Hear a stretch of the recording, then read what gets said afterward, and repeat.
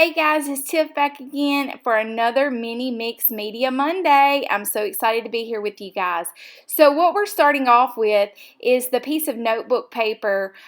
You know that little rough edge that most people would throw in the garbage? Well, not this girl. I'm going to ink it up with the most amazing handmade watercolors for my friend Erin at Happily We Go. Yes, it's the same Erin that I'm doing the collaboration on the flow with.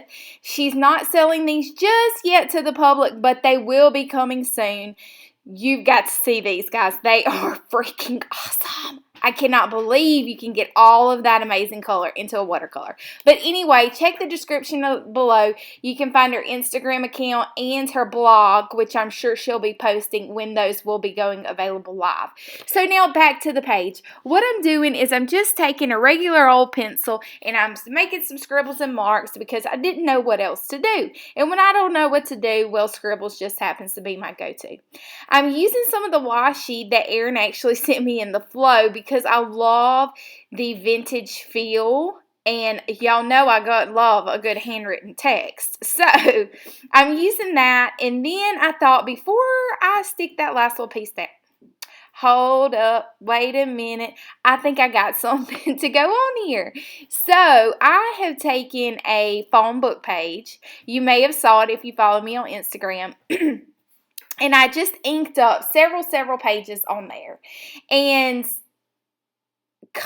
did some hand stamping with the flower stamp, and then I cut that out, and originally I decided, oh, I love that, and then of course, me being me, I decided not so much. So I did leave that part in there just in case, because I know, I learn a lot from people who leave in the bits that they don't necessarily use, because every idea that we start with isn't where it ends up, right? So of course, I took the palette knife, made some scribbles of the gesso. Remember why we do that is because we want to incorporate all of the bits and bobs that we collage down and make them part of the page. It just kind of brings some cohesion to the actual page itself. So we're going to make sure that we dry that really good, and then I'm going to go back in with some of the delicious Galaxy Gray. This is a really good color. It has a great sparkle, which you cannot see on this video, but it does. And then I felt like I got a little dark on that. So very quickly, easy thing if you go a little dark. Why are my dogs playing with their toy right now? Just go in with the baby white. Hey, not right now, Sadie. Just go in with the baby wipe and it'll take a little bit of the color back for you. So now I realize I'm not going to use that flower after all. So I grabbed some of my paper bits, and you probably recall seeing these if you watched the video where I did the organizational thing. All of these are painting under papers and stuff like that. And this is a great way to decide.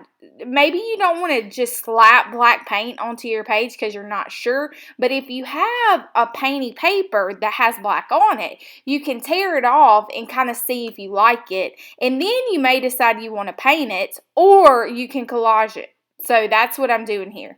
Then I took some of the inky circles that I had, and I'm still kind of tinkering with the idea. Yes, tinker is a word. A little tinker here to see. Then I went and grabbed my stickers that I made.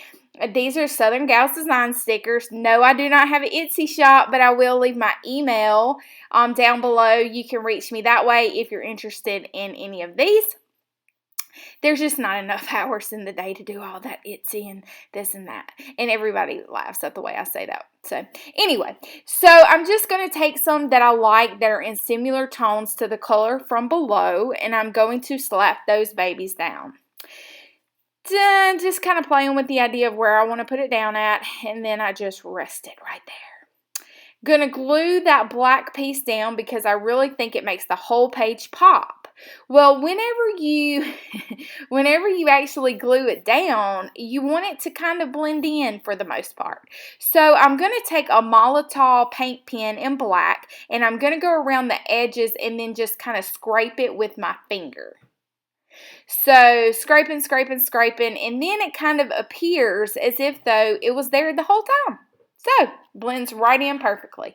So now I'm just going to take and do some scribbles with the mechanical pencil around the circles, and then I'm going to take my Lyra water soluble charcoal, I believe it is, pencil. You could also use the Stabilo All. I just grab what's closest to me that can get the job done. And then I'm going to go around it with some water and make it appear as if though there's a shadow, creating some dimension. So I like how that's looking, but it needs some pink. So she named this Celestial Pink. Erin, it's really Tiffany pink, okay? Y'all, this pink watercolor is to die for. It is so creamy and bright for a watercolor. It blows my mind. I don't know how she does it, but it is fantastic. Then I took one of the Tim Holtz like butterfly, I'm going to call it tissue paper because I don't really know what it's called, but I cut that out and making some scribbles around it because I thought that it still needed something. It's a little heavy to the right side with things going on, and it needed something else on the left. So I'm going in with that same Lyra watercolor, and I'm putting a shadow of darkness behind it. The purpose is because in order to create dimension and make the butterfly kind of stand from the background, you need that behind it. So that's why if you want something to kind of pop off of the page, you need to add some darkness and some shadow to it to create the dimension. Now I'm going in with the Stabilo white gel pen. Any white gel pen will work. And I just didn't think it popped enough. So I'm going around it and just kind of creating some white marks following the guides that are already there for me. And I believe that it made it pop off the page just a little bit more. So, what do I do next? I grabbed this package, and I think it's a Prima package of sorts, and it had the words, saw the words on there, but I chose the word happy in black and stuck it onto some muslin cloth that I had. And I play around with where I want to put it at. And then I end up deciding to put it right on top of the butterfly. And I'm going to use my tiny attacher by Tim Holtz because I don't want to staple through the actual journal onto the other page that we made. So I went ahead and just stapled it directly onto the muslin and then glued it down. Add a few scribbles because you can't go wrong with that. And then when I saw the words happy, I thought, don't worry, be happy. That's always a good reminder. Every time I look in this book, it'll remind me. So guys, I think that's pretty much a wrap for today. I really appreciate you joining me. I hope you'll play along. Give me the thumbs up. Subscribe to this channel and invite this Southern gal into your house. Love you guys. See you next time.